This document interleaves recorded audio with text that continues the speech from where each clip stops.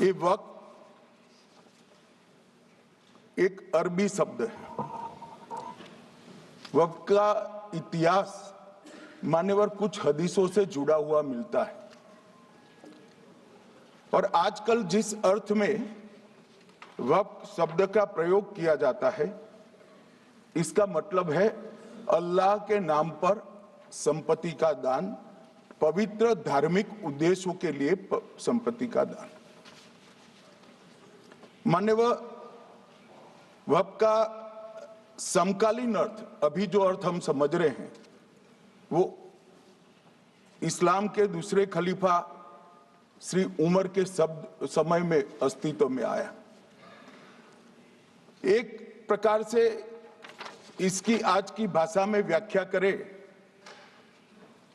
तो वक्त एक प्रकार का चैरिटेबल एंडोनमेंट है और जहां एक व्यक्ति संपत्ति, भूमि या मूल्यवान संपत्ति धार्मिक या सामाजिक भलाई के लिए दान करता है, बिना उसको वापस लेने के उद्देश्य से, वहां वक्त की रचना कर इसमें दान देता है।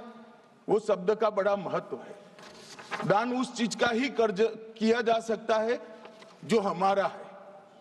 सरकारी संपत्ति का दान मैं नहीं कर सकता मान्यवर, किसी और की संपत्ति का दान मैं नहीं कर सकता। दान उसी चीज का किया जाता है जो हमारा है मान्यवर। इसी विषय पर ये सारा जो बहस चल रहा है।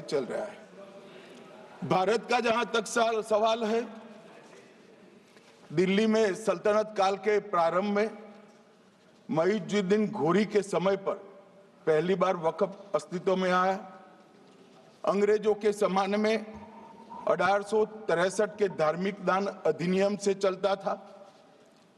बाद में चैरिटेबल प्रॉपर्टीज एक्ट 1890 से चला। उसके बाद 1913 में मुसलमान वक्फ वैलिडेटिंग एक्ट अस्तित्व में आया। तब तक ये सारी प्रक्रियाएं चैरिटेबल एक्ट के तहत चलती थी। मान्यवर आजादी के बाद वही एक्ट को 1954 में वक्फ के केंद्रीकरण के लिए बदला गया।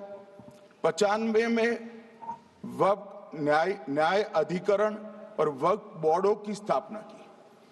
अब ध्यान से सुनिएगा मान्यवर, वक्फ परिषद और वक्फ बोर्ड ये 1995 से आए। ये पूरा झगड़ा जो चल रहा है, आपने नॉन हिंदू को रख दिया और नॉन मुस्लिम को रख दिया, गैर मुस्लिम को रखा। वो झगड़ा वक्फ में दखल करने का है।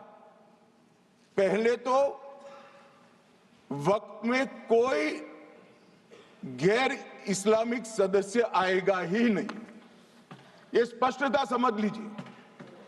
ना मुतवल्ली गैर इस्लामिक होगा, ना वाकिफ गैर इस्लामी होगा। मान्यवर वहां कोई प्रोविजन नहीं है। जो धार्मिक संस्थाओं का संचालन करते हैं उसमें कोई गैर मुस्लिम व्यक्ति रखने का प्रावधान किया भी नहीं है, हम करना भी नहीं चाहते हैं मान्यवर। इसलिए जो बड़े बड़े भाषण करते हैं कि समानता का अधिकार चला गया, दो धर्मों के बीच में समानता नहीं रही, मुसलमानों के धार्मिक अधिकारों के बीच में दखल खड़ी हो जाएगी, कुछ नहीं होने वाला मान्यवर। इस दृष्टि से देखें तो 1995 तक वक्फ की काउंसिल और वक्फ बोर्ड था ही नहीं, वो तो 95 से आया। और मान्यवर ये जो भ्रम खड़ा किया जाता है कि ये एक्ट मुस्लिम भाइयों के धार्मिक क्रियाकलापों के अंदर, उनके दान की हुई संपत्ति के अंदर दखल करने का है, ये बहुत बड़ी भ्रांति फैलाकर माइनॉरिटी को डराकर अपनी वोट बैंक खड़ी करने के लिए किया जा रहा है मान्यवर। कहां पर गैर मुस्लिम सदस्य रखे जाएंगे?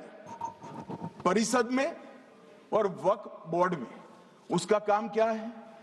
उनका काम धार्मिक क्रियाकलापों को कुछ चलाने का नहीं है।